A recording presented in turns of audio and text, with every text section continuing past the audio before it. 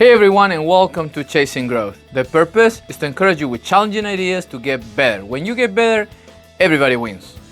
In these videos, we talk about leadership, personal growth, and organizational health. And today we're going to talk what I believe is the acts of love of a leader. But before we do that, please do me a favor, subscribe, make comments, and tell your friends about Chasing Growth. So let's talk about the acts of love of a leader. I believe there's two acts of love of a leader. And these acts of love are clarity and accountability.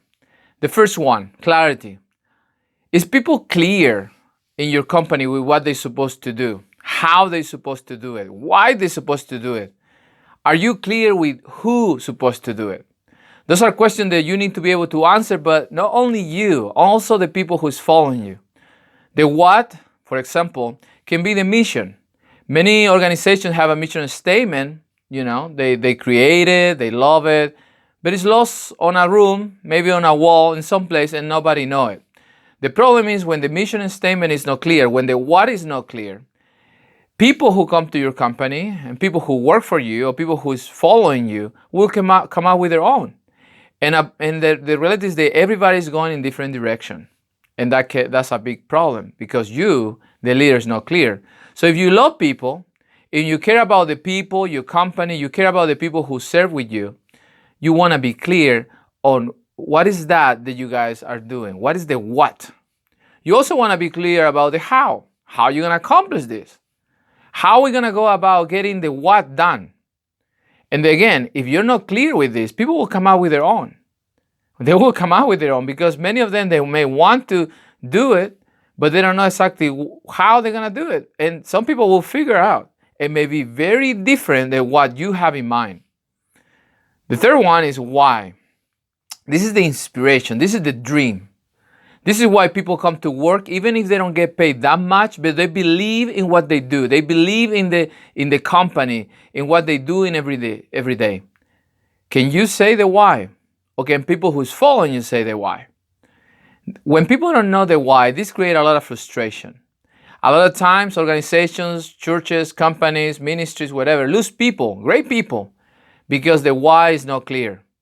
They don't see that. They don't see themselves doing anything important besides the regular everyday work, because there's no inspiration on the future, in the vision, the why we're doing it, why it's important what we do, why it's important to come to work every day, why it's important that people receive or buy or purchase our product.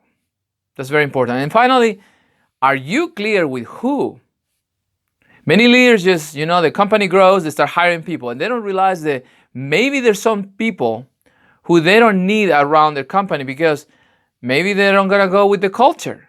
Maybe the culture is completely different and you want something specific. Let's say you want to have a place because it's part of your mission and the why and why you do it and all that stuff. It's a place with a lot of sense of humor. And you hire somebody who's socially awkward, that maybe doesn't know how to make jokes and irritate everybody else. And it's not a fun time when that person is around. And that happens sometimes. So the reason because that happens is because you're not clear with yourself or the people who's hiring or with the whole company. What type of people, who will join us to do what we do? Who will join us to be inspired by our why? Who will join us to accomplish the what through the hows that we have? It's very important for you to understand who. So when you're able to answer all these questions, you should be able to also transfer all these questions to everybody else and repeat it all the time. The big test is that you can go to your leadership or you can go to anybody and ask these questions. But not only to your leadership, but also to maybe the entry-level person, maybe the person who have been a couple months in your company. Can they answer this question? At the end of the day, you're responsible 100% all the time. And that takes me to my second point. The second act of love of a leader is accountability. Are you somebody who make people accountable? And when I say people, I also mean yourself. Sometimes leaders escape from the responsibility to be accountable to the failures of the company because they say, well, that was delegated. When you act like that, what you're doing is actually advocating your responsibility. As a leader, you can delegate all you want. You can give all authority, responsibility, all you want to everybody if you want. But at the end of the day, you're still responsible of everything, 100% of the time, all the time.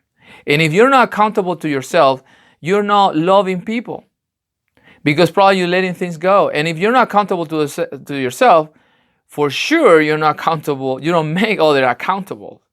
You have to make people accountable to you. Now, some leaders struggle with this because they want to be likable.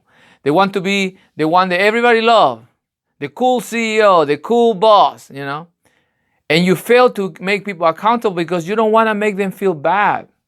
And what happens is that you don't do that, and what ends up happening, people start getting lost. There's no again, nothing is very clear. This person is not doing their job, but nothing is happening. People get frustrated. At the end of the day, when you're not making people accountable, the real talent, the real good people you have in your company, the people who can help you to move forward with what you're doing, with your dream, with your vision and all that stuff, they're probably going to leave. They're not going to quit the company. They're going to quit you because you're not making other people accountable. So those are the two acts of love that I believe every leader should perform all the time. Clarity, answering those questions, repeating things all the time about the culture, repeating how we do things here, what is acceptable, what is not acceptable when it's about behaviors, what type of people we need here, etc. Repeating all the time.